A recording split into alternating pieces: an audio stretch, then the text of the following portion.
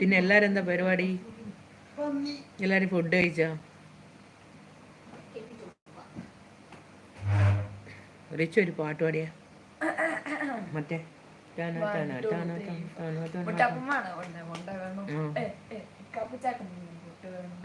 കദളി പഴവും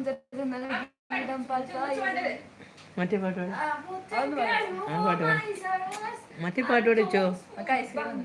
ice cream ice cream വരും വേം പറ പാടിച്ചോ.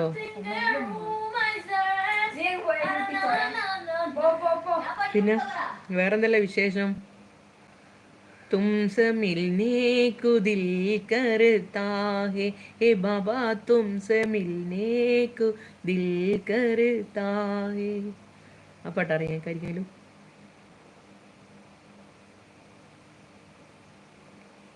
ലൈവിലുള്ള ആളാ എന്തെങ്കിലും ചോദിക്കപ്പാ. എന്തെന്നാന്നിങ്ങനെ എന്തെങ്കിലും ചോദിച്ചാൽ എനിക്ക് എന്തെങ്കിലും പറയാൻ പറ്റൂ.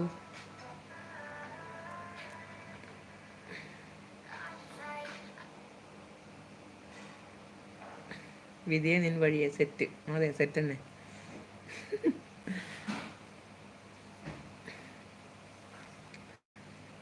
വിധിയെ നമുക്ക് ബ്ലൂ കൊടുക്കേണ്ടി വരും കേട്ടാ ഇങ്ങനെയാണെങ്കിൽ.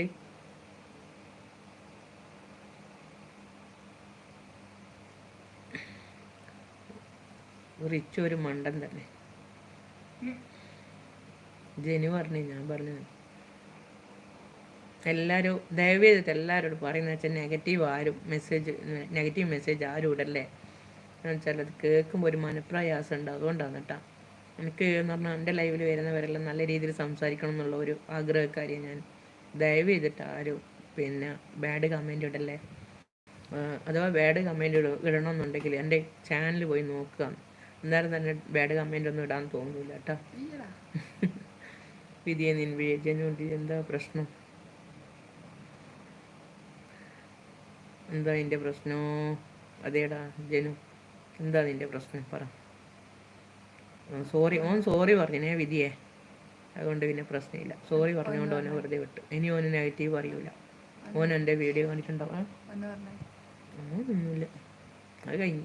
ഇപ്പം അത് കഴിഞ്ഞ് ഇനി പാർട്ട് അങ്ങനെ എന്നെ അറിയാത്തതുകൊണ്ട് പറഞ്ഞിരിക്കും.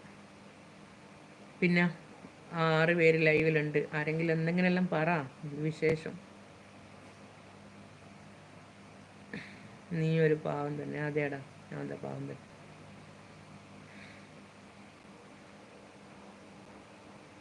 Very sorry. ഓക്കെ ജനു മനുഷ്യപ്പറ്റി ആദ്യം മനസ്സിലാക്കുക ബ്രോ. അതന്നെ മനുഷ്യനെ പറ്റി ആദ്യം മനസ്സിലാക്കണം. നമുക്ക് ഇപ്പോൾ ഒരു കർമ്മ എന്ന് പറയുന്ന സംഭവമുണ്ട്. നമ്മളിപ്പോൾ ഒരാളെ വേദനിപ്പിച്ച് വാക്കുകൊണ്ടോ നോക്കുകൊണ്ടോ വേദനിപ്പിച്ച് അയാൾക്ക് വിഷമാവണമെന്നില്ല. ഈ പറഞ്ഞവർക്ക് വിഷമാവണമെന്നില്ല. പക്ഷെ ദൈവത്തിൻ്റെ വികൃതി എന്ന് പറഞ്ഞാൽ കർമ്മ എന്ന് പറഞ്ഞ സംഭവമുണ്ട്. കാലം കുറേ കഴിയുമ്പോൾ ആ ഒരു വേദന നമ്മളിലേക്ക് തന്നെ തിരിച്ചു വരും വേറൊരാൾ മുഖേന. അതുകൊണ്ട് ആരെയും വാക്കുകൊണ്ടോ പ്രവൃത്തി കൊണ്ടോ നോക്കുകൊണ്ടോ ഒന്നിനും കൊണ്ടോ ആരെയും ബുദ്ധിമുട്ടിക്കാണ്ട് നമ്മളെ കാര്യം നോക്കി പറ്റുമെങ്കിൽ മറ്റുള്ളവരെ ഹെൽപ്പ് ചെയ്ത് ജീവിക്കുക എന്നുള്ളതാണ് ഇന്നത്തെ ഒരു കാലഘട്ടത്തിൽ. പണ്ടെല്ലാം പറഞ്ഞാൽ കുറേ കാലം കഴിയണം കർമ്മ തിരിച്ചടിക്കാനെന്ന് പറയുന്നതൊക്കെ. ഇപ്പം എല്ലാം കയ്യോടെയാണ്. അതുകൊണ്ട് ആരും വേദനിപ്പിക്കാണ്ടിരിക്കുക. പരമാവധി മറ്റുള്ളവരെന്തെങ്കിലും തരത്തിൽ അത് പിന്നെ എന്താ പറയുക അത് പിന്നെ തടി കൊണ്ടായിക്കോട്ടെ അല്ലെങ്കിൽ എന്തെങ്കിലും പറ്റുമെങ്കിൽ എന്ത് ഹെൽപ്പായാലും ചെയ്തു കൊടുക്കുക. നാളെ നമുക്ക് ദൈവം വേറൊരു വഴിയിലൂടെ ഹെൽപ്പ് തരും. ഒരു സ്ഥലത്തും നമ്മൾ ബുദ്ധിമുട്ടി പോകില്ല ഒരാളെ പിന്നെ ഹെൽപ്പ് ചെയ്ത് കൊടുത്താൽ. ഒന്നും വേണ്ട, നല്ല വാക്ക് പറഞ്ഞാൽ ഇപ്പം നീ എന്നോട് ഇന്ന് നല്ല വാക്ക് പറഞ്ഞാൽ എന്നോട് നാളെ നല്ല രീതിയിൽ സംസാരിക്കാൻ ആൾക്കാരുണ്ടാവും. അത് ഞാനോ നീയോ അറിയണ്ട. നാളെ ദൈവം പിന്നെ എന്നോട് നല്ല രീതിയിൽ സംസാരിക്കാൻ ആരെങ്കിലും ആക്കിത്തരും. അതാണ് അതിൻ്റെ ഒരു പ്രത്യേകത എന്ന് പറഞ്ഞാൽ. കർമ്മ എന്ന് പറഞ്ഞാൽ ഉള്ളത് തന്നെയാണ് ശരിക്കും പറഞ്ഞാൽ. അതുകൊണ്ട് ആരെയും വേദനിപ്പിക്കാണ്ട് നിൽക്കുക ജനു.